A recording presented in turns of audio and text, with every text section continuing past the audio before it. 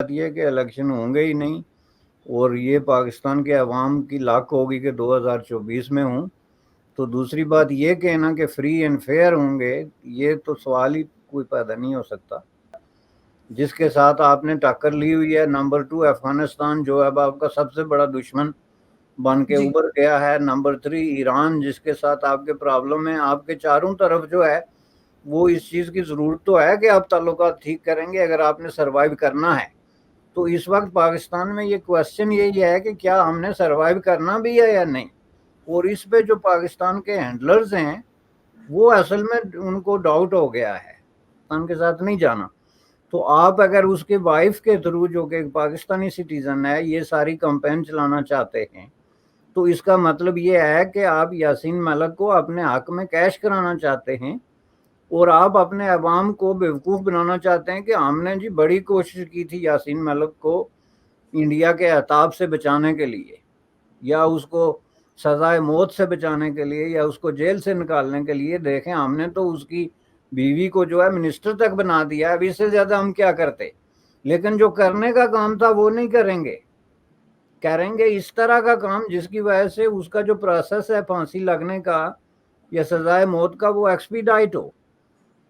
اور تاکہ عوام کو وہ نہرو نے کہا تھا کہ ہم ہندوستان میں جو ہے وہ اتنے جلدی دھوتی نہیں بدلتے جتنی جلدی پاکستان میں پرائم منسٹر بدل جاتا ہے۔ تو اتنے زیادہ پرائم منسٹر بدلنے کے باوجود آج تک آپ کے پاس ایک سنگل ایگزامپل نہیں ہے جس میں آپ یہ کہہ سکیں کہ یہ صاحب پرائم منسٹر بنے تھے، عوام کے ووٹوں سے الیکٹ ہو۔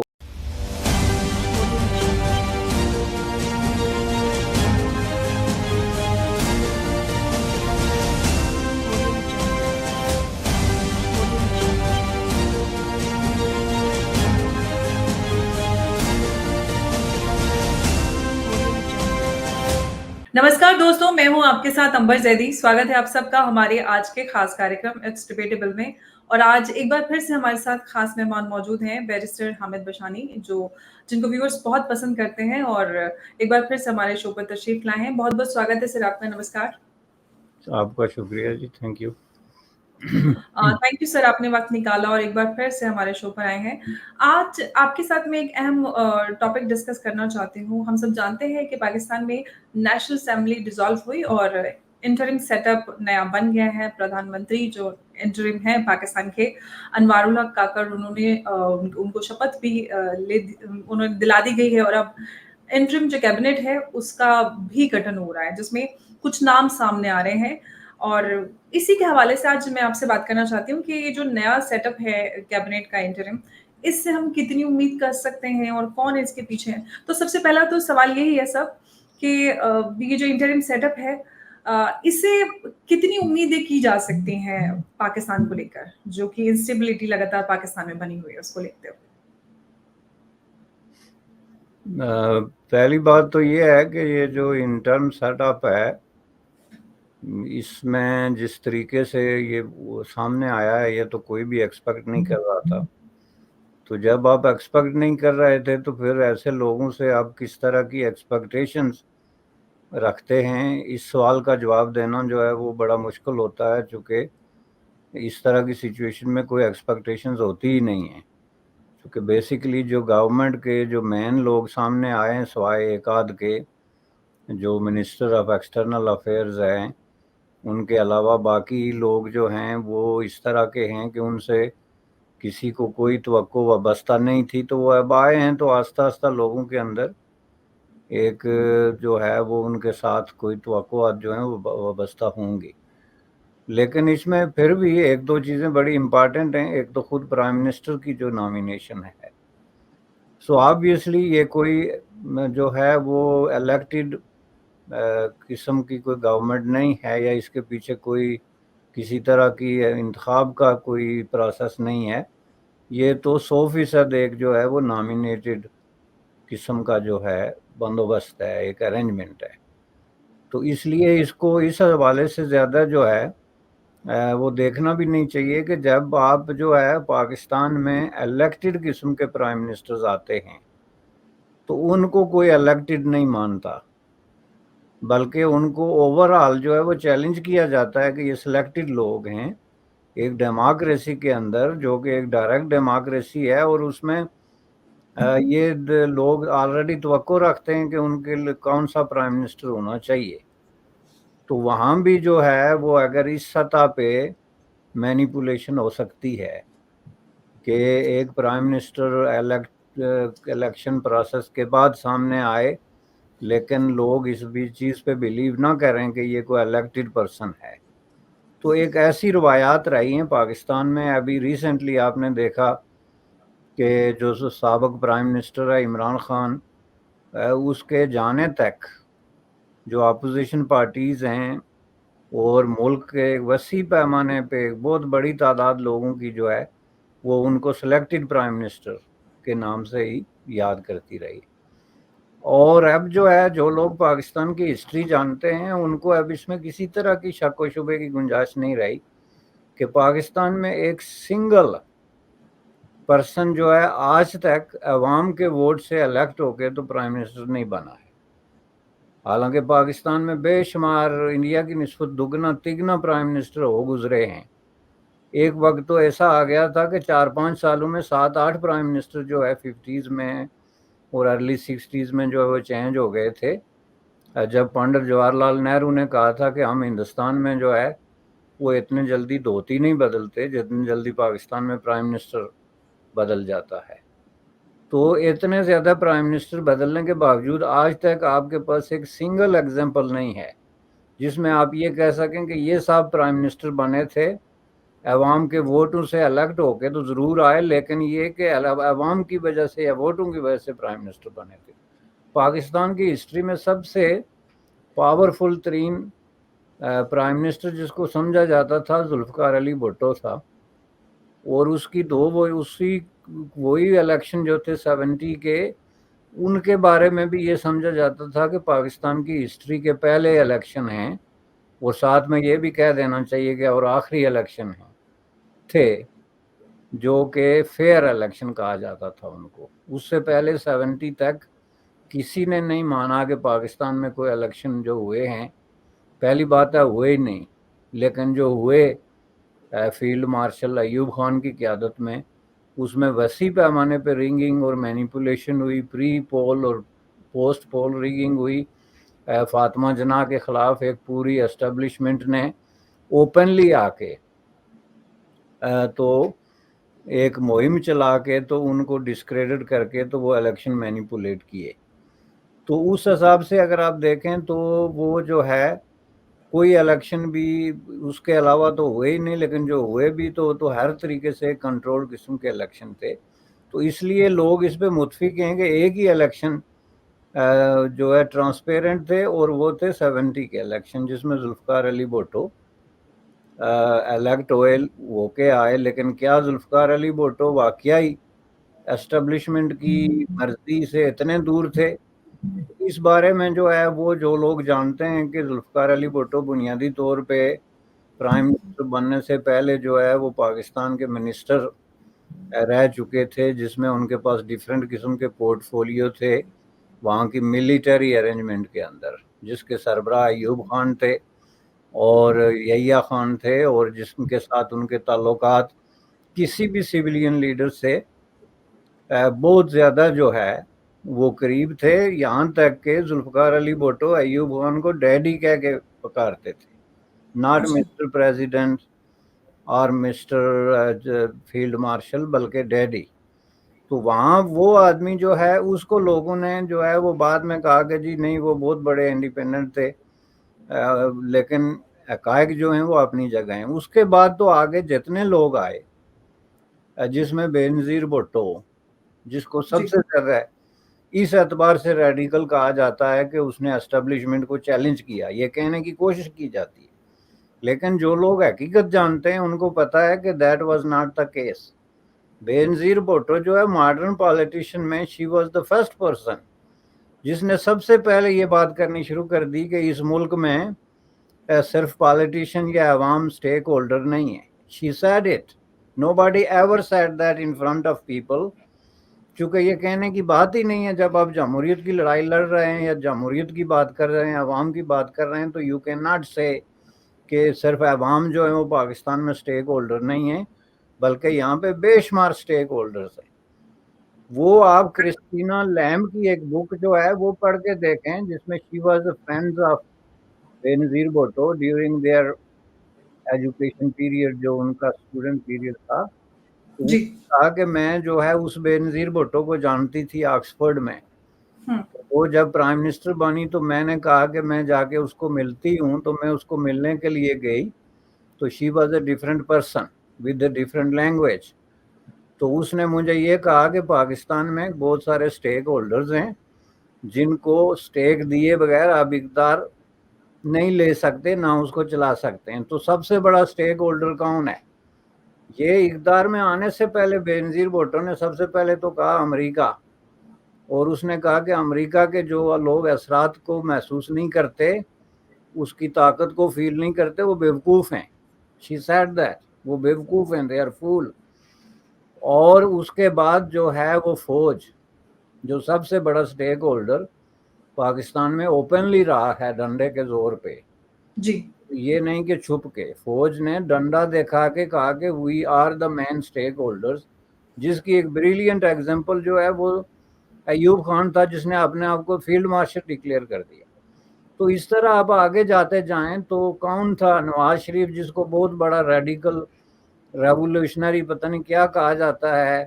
اس نے فوج کے بطن سے جنم لیا اور اس کی بیبی سیٹنگ ہوتی رہی۔ فوج جو ہے وہ 10 سال تک اس کی بیبی سیٹنگ کرتی رہی before he became prime minister. اس کے بعد کون سا آدمی تھا؟ Give me one example in history of Pakistan کہ جو یہ کلیم کر سکے کہ جی یہ صاحب پرائم منسٹر بن گئے تھے۔ تو جی۔ پاکستان میں بنیادی طور پہ یہ روایت رہی ہے کہ کوئی بھی آدمی پرائم منسٹر نہیں بن سکتا اسٹیبلشمنٹ کی مرضی، اپروول اور کنسنٹ کے بعد، لیٹ الاؤن اے کیئر ٹیکر گائے۔ تو مطلب یہ سوال جو میں آپ سے ابھی پوچھنے والی تھی کہ جو آپ نے اسٹارٹنگ میں کہا کہ جو بھی کیبنٹ میں شامل ہے ان کا نہیں پتا کون لوگ ہیں، تو ان سے لہٰذا جو توقع ہم کی بات کر رہے تھے وہ ہم لگا ہی نہیں سکتے جب ان کو نہیں پتا کہ وہ کون لوگ ہیں، سوائے ایک دو لوگوں کو چھوڑ کے۔ جب آپ نے جلیل عباس جیلانی کی بات کی یا پھر کاکڑ صاحب کی بات کر لیں، انفیکٹ نام مشال حسین کا بھی آ رہا ہے جو کہ یاسین ملک کی وائف ہیں، وہ بھی کیبنٹ میں ان کا نام شامل ہے۔ تو ایسے میں پھر وہی مانا جائے کہ اسٹیبلشمنٹ نے ایسے لوگوں کو چن کر اس سیٹ اپ میں ڈالا ہے جن کو لوگ نہیں جانتے، اس کے پیچھے بھی کوئی منشا ہے یا ایسے ہی یہ سب ہو گیا ہے؟ دیکھیں یہ جو ہسٹوریکل ریفرنس میں نے دیا ہے، اس کی روشنی میں اگر آپ دیکھیں جی۔ تو جو آدمی اس وقت سلیکٹ ہوا ہے ایز اے پرائم منسٹر، بنیادی طور پہ اس کے بارے میں یہ اوپن بات ہے کہ وہ اسٹیبلشمنٹ کے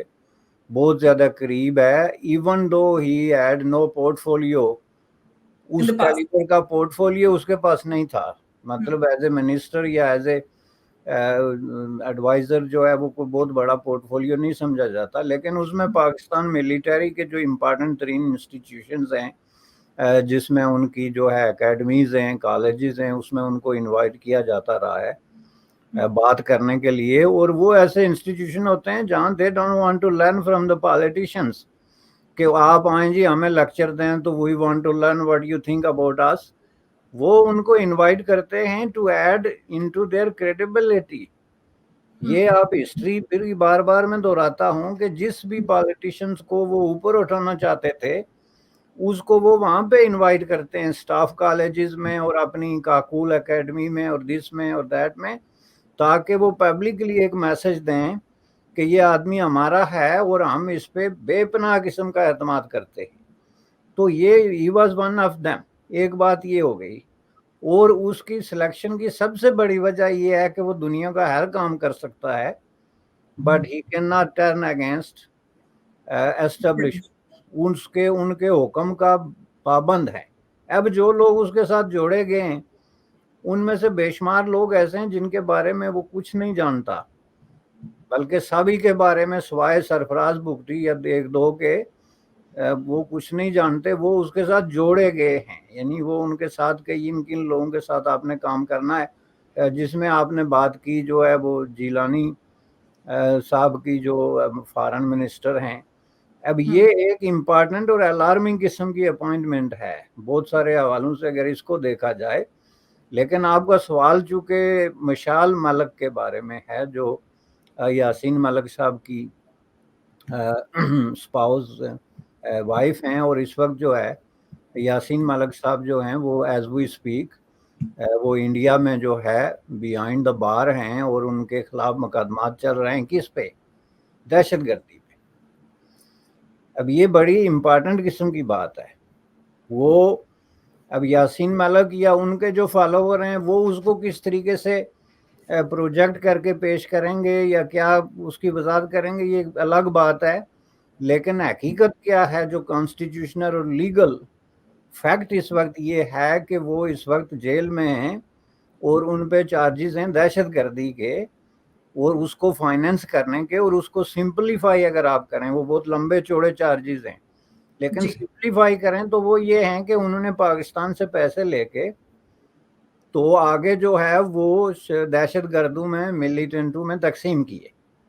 جو ایک بڑا چارج ہے۔ یا پھر یہ کہ انہوں نے فائرنگ کی، فلاں ہلاک ہوا، دوسرا یہ ایک الگ چیز ہے۔ لیکن اہم چیز جو پاکستان کے ساتھ جڑتی ہے وہ یہ ہے کہ انہوں نے پاکستان سے پیسے لے کے تو یہ کام کیا، اور اس کی بیک گراؤنڈ میں ان کا جو ریلیشن شپ تھی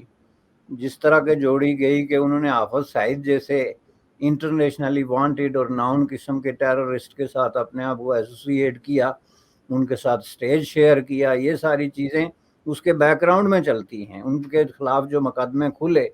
اور ان کو دوبارہ جو جیل میں بھیجا گیا، اس کے پیچھے یہ ایک بڑی بیک گراؤنڈ ہے۔ اور وہ بیک گراؤنڈ کیا ہے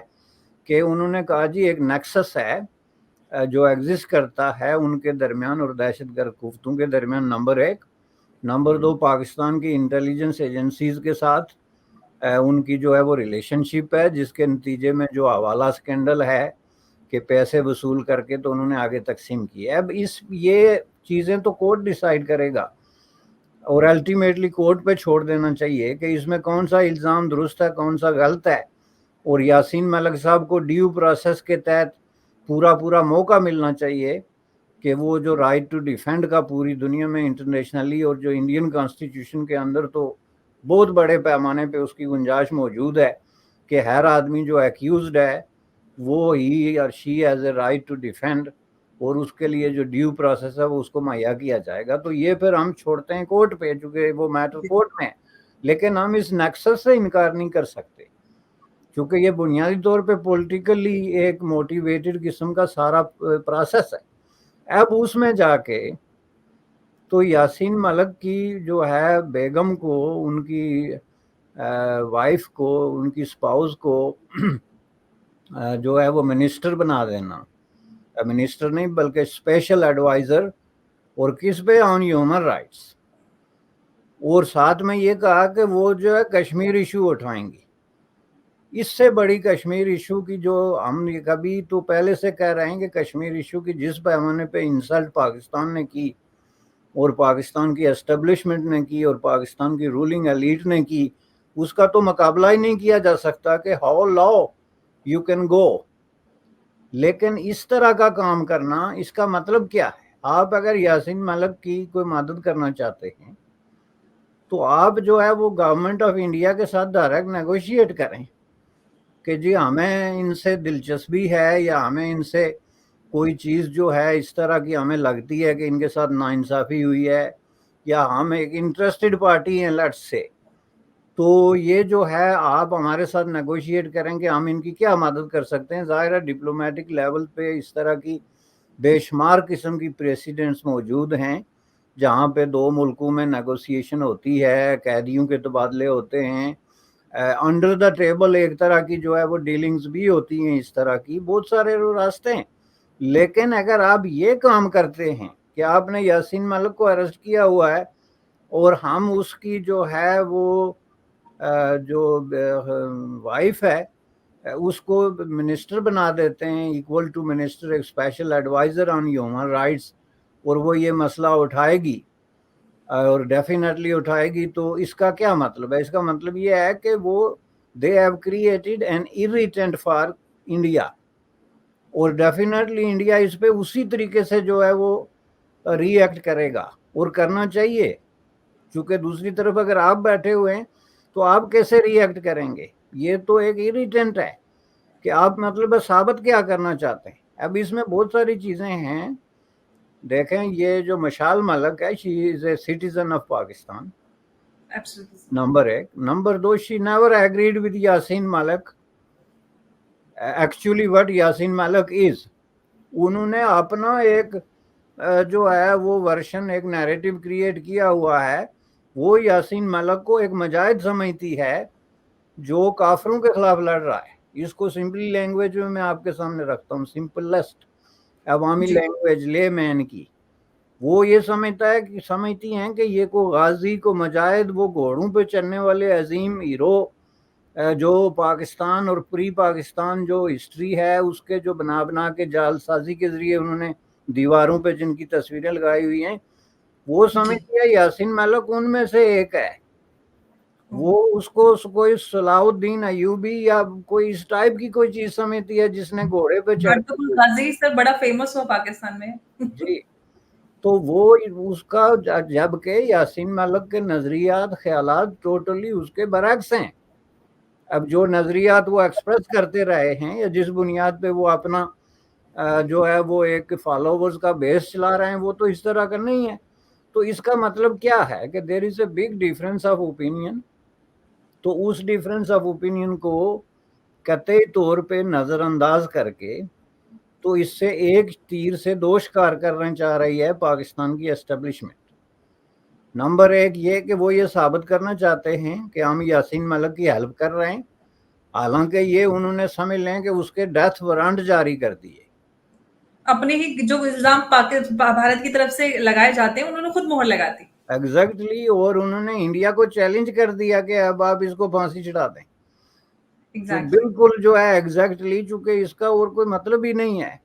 اور دوسرا یہ ہے کہ وہ یہ ساتھ میں ثابت کرنا چاہتے ہیں کہ ہم نے اپنے عوام کو بیوقوف بنانے کے لیے کہ ہم یاسین ملک کے سپورٹر ہیں، حالانکہ انفیکٹ وہ اس کا ایک بڑے سے بڑے قاتل کے طور پہ بھی اگر ان کو نامینیٹ کیا جائے تو کم ہے، چونکہ انہوں نے اس کو لاجواب کر کے رکھ دیا. ایک آدمی پہ یہ چارجز ہیں کہ آپ کے نیکسس ہیں پاکستان کے ساتھ، وہاں کی گورنمنٹ کے ساتھ، وہاں کی ایجنسیز کے ساتھ، وہاں کی اسٹیبلشمنٹ کے ساتھ.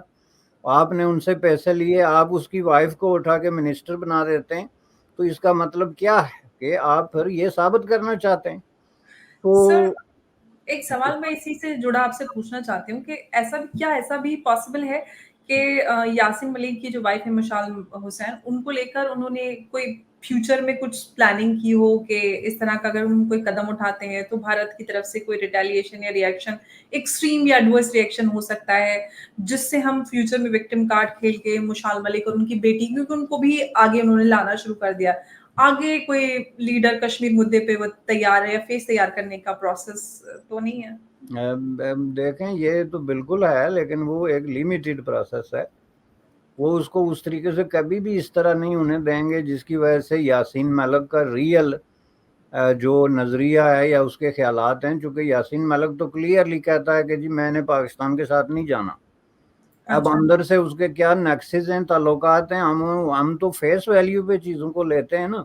کہ یاسین ملک کہتا کیا ہے. یاسین ملک یہ کہتا ہے کہ میں نے پاکستان کے ساتھ نہیں جانا. تو آپ اگر اس کے وائف کے تھرو جو کہ ایک پاکستانی سٹیزن ہے یہ ساری کمپین چلانا چاہتے ہیں، تو اس کا مطلب یہ ہے کہ آپ یاسین ملک کو اپنے حق میں کیش کرانا چاہتے ہیں، اور آپ اپنے عوام کو بیوقوف بنانا چاہتے ہیں کہ ہم نے جی بڑی کوشش کی تھی یاسین ملک کو انڈیا کے عطاب سے بچانے کے لیے،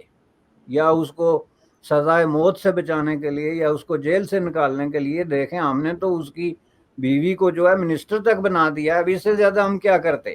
لیکن جو کرنے کا کام تھا وہ نہیں کریں گے،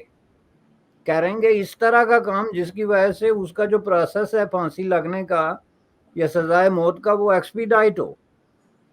اور تاکہ عوام کو وہ ایک میسج دیں کہ جی ہم تو بالکل اس کے ساتھ ہیں اور ہم نے بڑی ہمدردی کی، اور دوسری طرف سے اپنا کانٹا بھی نکال دیں. چونکہ انہوں نے کلیئرلی یہ کہا ہے کئی جگہوں پہ پاکستانی گورنمنٹ اور اسٹیبلشمنٹ نے کہ یہ یاسین ملک ٹائپ لوگ جو ہیں یہ ان سے ہم اتفاق نہیں کرتے. ان کے اپنے چوزن لوگ ہیں جس میں کہ جو پرو فنڈامنٹلسٹ اسلامسٹ وار مونگرز قسم کے لوگ ہیں، اور ظاہر ہے کہ اگر کوئی آدمی یہ کہے کہ میں جو ہے وہ مہاتما گاندھی کے خیالات پہ یقین رکھتا ہوں، یا میں مہاتما گاندھی کا پیروکار ہوں، یا میں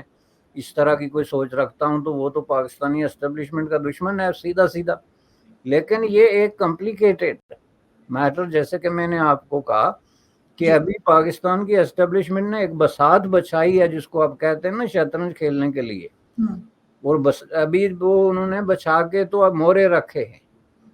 ابھی یہ قبل از وقت ہے کہ کون سا مورا کہاں پہ جائے گا، لیکن ہم ایک گیس ورک جو ہے اس کی روشنی میں اگر بات نہ کریں بلکہ ٹھوس حقائق کو سامنے رکھیں، تو یہ ایک دو مورے جو ہیں، ایک جو مشال ملک کا مورا ہے، یہ قطعی طور پہ انڈیا کے لیے ایریٹنٹ، کشمیریوں کی تحریک جو ہے اس کے اوپر ایک اور داغ لگا کے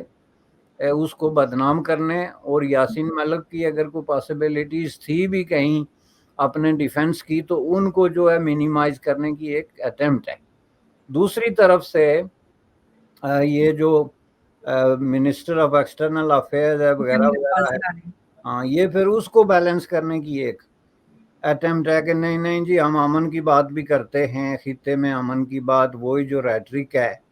کہ ہم انہوں نے بیان بھی دیا ہے کہ ہم سبھی دیشوں سے دوستی کا اور اب رشتے سدھارنے کی کوشش کریں گے، اور یہ سارا ان کا بیان آپ بھی گیا۔ نہیں، اس بیان کو تو ہم فیس ویلیو پہ لیتے ہیں اور ویلکم کرتے ہیں کہ let's see and what happens. Definitely جو ہے وہ سبھی دیشوں کی ضرورت پاکستان کی اس لیے بنتی ہے کہ نمبر 1 انڈیا، جس کے ساتھ آپ نے ٹکر لی ہوئی ہے، نمبر 2 افغانستان جو اب آپ کا سب سے بڑا دشمن بن کے ابھر گیا ہے، نمبر 3 ایران جس کے ساتھ آپ کے پرابلم ہیں، آپ کے چاروں طرف جو ہے وہ اس چیز کی ضرورت تو ہے کہ آپ تعلقات ٹھیک کریں گے اگر آپ نے سروائیو کرنا ہے۔ تو اس وقت پاکستان میں یہ کوشچن یہی ہے کہ کیا ہم نے سروائیو کرنا بھی ہے یا نہیں، اور اس پہ جو پاکستان کے ہینڈلرز ہیں وہ اصل میں ان کو ڈاؤٹ ہو گیا ہے کہ really we are going to exist اور ناٹ، چونکہ جس سطح پہ وہ پہنچ گئے ہیں یہ ایک کوئی اتنا جو ہے وہ لائٹ لینے والی سطح نہیں ہے جس سطح پہ وہ آ کے اس وقت کھڑے ہیں۔ بالکل سر، اسی سے میں ایک سوال پوچھنا چاہتی ہوں کہ اب جب کہ ہم دیکھ رہے ہیں کہ پاکستان میں انسٹیبلٹی، پولیٹیکل بات کریں یا پھر اکانومی کی بات کریں، سیکیورٹی کی بات کریں، ہر طرف ایک کیوس ہے پوری طرح سے۔ ایسے میں پولیٹیکل پاکستان میں ایک جو راجنیتی ہے یا پولیٹکس ہے اس کا کیا فیوچر دیکھتے ہیں؟ دیکھیں جی، یہ قیاس جو ہے یہ بڑھے گا، اور یہ جس طرح کی اٹیمپٹ اس وقت ہوئی ہے، جو حکومت انہوں نے انسٹال کی ہے، یہ ایک جو ہے وہ ڈیمیج کنٹرول کی ایک کوشش انہوں نے کی کہ ایسے لوگوں کو سامنے رکھ کے وہ کو بڑے بڑے اقدامات کریں گے، جس میں نے باہر کہا کہ اس میں وہ پاکستان کی زمینیں فروخت کریں گے انٹرنیشنل کمپنیز کو، جس کو وہ آؤٹ سورسنگ کہتے ہیں، وہ پاکستان کے ایئرپورٹس اور اس طرح کی جو بھی قابل فروخت چیز ہے جس کو خرید سکتا ہے وہ اس کو بیچ کے تو 1-2 سال آگے جائیں گے۔ لیکن یہ ایک ایسا پروسیس ہے جو آپ کو زیادہ دور تک نہیں لے جا سکتا، چونکہ اصل میں پرابلم کیا ہے کہ ایک جو 1% پریویلیج کلاس ہے اس کو اپنے خرچے چلانے کے لیے بلینز آف ڈالر چاہیے جو پاکستان کے پاس نہیں ہے، تو وہ مختلف طریقے اختیار کر کے وہ بلینز آف ڈالر لیتے ہیں اور آپس میں بانٹ دیتے ہیں، پھر 3 مہینے بعد کشکول لے کے کھڑے ہو جاتے ہیں کہ جی ہمارے پاس پیسے نہیں۔ کبھی کسی انٹرنیشنل کمیونٹی کے کسی ممبر نے ان سے یہ نہیں پوچھا کہ وہ پہلے پیسے جو آپ نے لیے تھے، امریکہ نے ان سے پوچھا کہ آپ نے تقریباً $120 billion starting from right 1947 to today جو ہم سے لیے وہ کہاں گئے؟ کبھی آپ نے پوچھا کہ وہ پیسے کہاں گئے؟ کبھی سعودی عربیہ نے پوچھا کہ ہم سے جو اتنے بڑے پیسے آپ نے لیے، یو اے ای نے، اور ابھی لیٹلی چائنا نے؟ وہ اتنے بڑے ایکسپرٹ ہو چکے ہیں اس معاملے میں کہ وہ جو ہے کیموفلاج ہو کے وہ رونا شروع ہو جاتے ہیں کہ ہم تو جی بینکرپٹ ہونے والے ہیں، جس کا خمیازہ دنیا کو بھگتنا پڑے گا۔ یورپ کو وہ ڈراتے ہیں، یورپین لیڈرز کو رات کو نیند نہیں آتی کہ ابھی پاکستان جو ہے وہ ڈیفالٹ ہو جائے گا اور کل وہاں سے بلینز آف پیپل جو ہے، ملینز آف پیپل جو ہے وہ مائیگریٹ ہو کے بارڈر کراس کر کے ہمارے سر پڑیں گے، جس طرح آج ان کو یوکرین کا مسئلہ درپیش ہے۔ اوپر سے وہ دھمکیاں دیتے ہیں کہ یہاں پہ ہیومن کرائسس کریٹ ہو جائیں گے، جی ہمارے پاس نیوکلیئر بم بھی ہے جناب۔ تو ان حالات میں آپ ہوتے کون ہیں کہ ہماری مدد نہ کریں؟ یہ مدد جو ہے کا پروسیس میں سمجھتا ہوں کہ یہ اینڈ لائن پہ آ کے تو پہنچ گیا ہے. تو اب دنیا نے بھی یہ دیکھنا شروع کر دیا ہے کہ واقعی کیا پاکستان کا یہ جو قیاس ہے، جو فائنینشیل کرائسس ہیں، یہ ریئل ہیں یا ان کو آرٹیفیشلی کریٹ کر کے انفلیٹ کر کے ہمیں ڈرا کے تو ہم سے پیسے لیے جا رہے ہیں، یا ری ارینجمنٹ آف پیمنٹس کی جا رہی ہیں اور یہ سارے معاملات ہو رہے ہیں. بڑی اہم بات آپ نے کہی ہے والی صاحب. ایک بس چھوٹا سا ریئیکشن اس سوال پر چاہتی ہوں. ہم جس انٹرن سیٹ اپ کی بات کر رہے ہیں اور الیکشنز ایک ایمبیگوٹی بنے ہوئے ہیں پاکستان میں کافی لمبے وقت سے، کیا ہم امید کر سکتے ہیں اس سیٹ اپ سے کہ وہ فری اینڈ فیئر اور جلدی الیکشن کرا پائیں گے، یا پھر کیونکہ اس سال میں تو امید نہیں کی جا رہی ہے، یہ بھی خبر آ رہی ہے کہ 2024 میں ہی ہو پائیں گے الیکشنز؟ نہیں، پہلی بات یہ کہ الیکشن ہوں گے ہی نہیں، اور یہ پاکستان کے عوام کی لاک ہوگی کہ 2024 میں ہوں. تو دوسری بات یہ کہنا کہ فری اینڈ فیئر ہوں گے، یہ تو سوال ہی کوئی پیدا نہیں ہو سکتا. چونکہ جس طریقے سے پاکستان میں ڈیموکریسی کو دھچکا لگا ہے گزشتہ 5-7 سالوں میں، جس طریقے سے اس کو جو ہے وہ منیمائز کیا گیا ہے، اس کو انڈرمائن کیا گیا ہے، اس میں انہوں نے ثابت کیا ہے کہ ہمیں ڈیموکریسی کی کوئی خاص ضرورت نہیں ہے. اور اس کے لیے ان کے پاس شیلٹر ہے جو ان کو چائنا کی طرف سے مہیا کیا جاتا ہے کہ آپ کو کوئی کچھ نہیں کہے گا. پہلے تو ان کو یہ خوف ہوتا تھا کہ ہم نے اگر اس طرح ڈیموکریسی کو انڈرمائن کیا یا ہیومن رائٹس کی وائلیشنز کی تو ممکن ہے یورپ کی طرف سے یا امریکہ کی طرف سے کہیں سے ہمارے خلاف کو پابندیاں لگ جائیں یا کوئی اس طرح کی جو ہو جائے. تو اب ان کو وہ خوف بھی ختم ہو گیا ہے. پاکستان میں اب جو بھی الیکشن ہوں گے وہ انجینئرڈ قسم کے الیکشن ہوں گے، اور وہ اپنی مرضی کے اسی طرح چن کے لوگ جو ہے ان کو مسلط کریں گے. اور یہ جو روایتی پولیٹیکل پارٹیز تھی جنہوں نے ابھی اقتدار چھوڑا ہے، انہوں نے اپنے آپ کو ایگزاسٹ کر لیا وفاداری کرنے میں اور اپنے آپ کو اسٹیبلشمنٹ کا وفادار ثابت کرنے کے پروسیس میں، لیکن انہوں نے آخر میں ان کو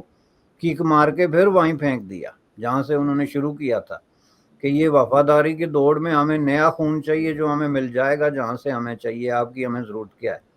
پاکستان ایک ریئلی ایک انٹرسٹنگ اور کریٹیکل سٹیج میں داخل ہو گیا ہے when it comes to democracy اور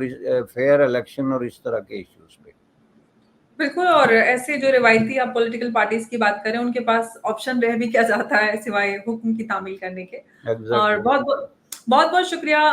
باشانی صاحب، آپ نے ہمارے ساتھ چرچا میں حصہ لیا اور سبھی سوالوں کا آپ نے بہت ہی کھل کر جواب دیا. ایک بار پھر سے آپ کا شکریہ. نمسکار. آپ کا شکریہ. Thank you. Thank you sir.